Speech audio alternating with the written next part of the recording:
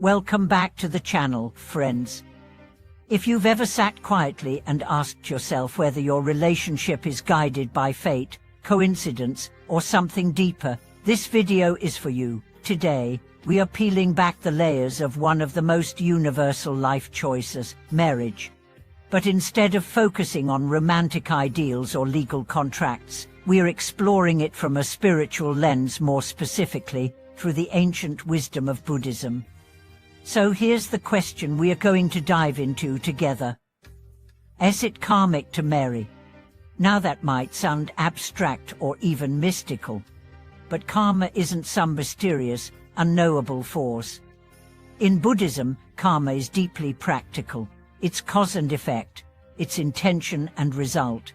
It's how our choices, both big and small, shape our experience and the paths we walk. And when it comes to choosing a life partner, few decisions are more karmically charged.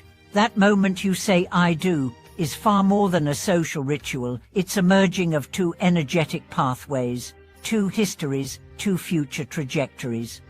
So what does it really mean to ask if marriage is karmic? Does it mean our partners are predestined? Does it mean love is fated, or that breakups were always meant to happen? These are the kinds of questions that take us beyond surface-level thinking and into the heart of our spiritual development. Because if karma is real, and Buddhism tells us it is, then it influences not only who we love, but how we love, why we love, and whether our love serves as a force of freedom or entanglement. Let's start this journey with a simple idea. According to Buddhist thought, all relationships are karmic. Not just the intense ones, not just the long-term ones. Every single connection we form is the result of past causes and will create future effects. That means your marriage, whether joyful, painful, or somewhere in between, is a continuation of karmic forces set in motion long before you met your partner. Some of those causes may come from this lifetime, others from past lives, and the effects, they ripple outward in ways we can't always see. But the question we are really exploring today is deeper than that. We are not just asking if marriage is karmic. We are asking what kind of karma our marriage creates and whether we can be a weight to it, shape it, and even liberate ourselves through it. Imagine this: two people meet. They fall in love, they get married. On the surface, it looks like a romantic storyline. But beneath the surface, a karmic play is unfolding. Maybe one partner is repeating a pattern of caretaking, trying to heal their own childhood wounds. Maybe the other is drawn to control, trying to avoid abandonment. These unseen dynamics are karmic imprints, guiding behavior until they're seen, understood, and consciously transformed. And now, in Buddhism, karma is never punishment. It's not retribution for past mistakes, it's more like gravity, it simply is. And once we understand its laws, we can work with it, not against it. In marriage, this means asking not "is this person the one," but what are we here to teach each other? Because the people we marry often reflect not our fantasies, but our unfinished business, our deepest longings, our unresolved pain, our spiritual lessons in disguise. This isn't meant to make you fearful or pessimistic about love. In fact, it's the opposite. It's about seeing marriage not as a fairy tale, but as a practice. A sacred container where karma is revealed, processed, and if we are committed, purified. Let's take the story of Haruki and Eiko, a couple from Kyoto who were raised in devout Buddhist households. Their families had known each other for years, and by the time they married, everyone assumed their union would be effortless. But within a year, old wounds began to surface. Haruki struggled with expressing vulnerability. Eiko wrestled with trust. Tensions grew, miscommunications snowballed, but instead of collapsing, they turned inward. They began attending Dharma talks, meditating together, discussing not just what upset them, but what it revealed about their karma. Through this, they discovered that their suffering wasn't random, it was relational karma coming to the surface. Hayuki realized his emotional distance mirrored his father. Eiko saw her fear of betrayal was inherited from her mother's painful past. They weren't just arguing, they were reenacting ancestral karma. But the beauty was this: once they saw it, they could begin to heal it.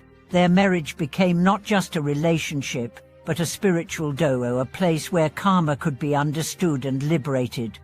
This is the core message Buddhism offers us about marriage, that your partner is your mirror.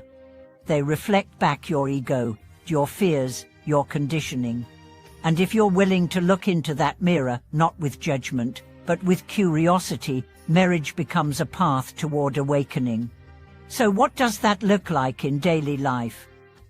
It's not about achieving bliss or avoiding conflict. It's about how you show up to each moment. Every time you choose compassion over blame, presence over distraction, honesty over avoidance, you are creating positive karma. Every time you choose to listen rather than win, to pause rather than react, you are transforming your karma. This is why mindfulness is so central to a karmic marriage. When you're mindful, you notice the small moment, the tone in your partner's voice, the stories running in your own head, the habitual ways you shut down or lash out. With mindfulness, marriage stops being a battleground and becomes a meditation, one that unfolds over years, even decades. And here's something profound: you can choose your karma, even if you entered your marriage unconsciously, even if it began in pain or confusion. You can wake up inside it. You can decide today to relate differently, to see your partner not as a source of frustration, but as a co-traveler on the path of growth. Take another couple, Samira and Elias. They married young, driven by passion and idealism. But within a few years, they were at odds. They almost separated. But one evening, Samira said something that changed everything. "I'm not leaving until I've learned what I need to learn from you." That statement was the beginning of a new phase in their relationship. They began therapy. They read Buddhist texts together. They practiced gratitude. And over time, their karma shifted. They went from adversaries to allies, from reenacting trauma to co-creating transformation. This is the magic of karma. It's fluid. It's not a sentence. It's a stream, and at any moment, we can choose which direction we want to flow. Of course, not all marriages are meant to last. Sometimes, the karmic lesson is in the leaving. But even then, Buddhism teaches us to leave with grace, to honor what was learned, to forgive not just the other, but ourselves. Because karma isn't just what happens, it's how we respond to what happens. And when we respond with wisdom and compassion, even the most painful endings can lead to liberation. In that light, marriage is never a failure. Not if it brought you closer to truth. Not if it taught you how to love better. Not if it opened your heart, even if it had to break it open first. So yes, marriage is karmic, but that doesn't mean it's outside your control. On the contrary, it means you have immense power. The power to shape your destiny, to choose your path, to engage with love not as fantasy, but as fierce devotion to awakening. To everyone listening today, wherever you are on your journey, single, married, divorced, hopeful, disillusioned, I invite you to see relationships as a spiritual path, not perfect, not painless, but profoundly purposeful. You're not just choosing a partner. You're choosing your next teacher. You're choosing the terrain where your karma will unfold. Choose wisely. Choose with heart.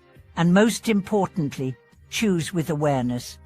If this video spoke to you, I'd love to hear your story. Have you ever felt a relationship was karmic? How has it helped you grow? Leave your thoughts in the comments. And if you'd like to support this channel and keep these teachings alive, please like, subscribe, and share this video with someone who might need it. Until next time, stay mindful, stay open, and remember, karma is not your fate. It's your opportunity to awaken.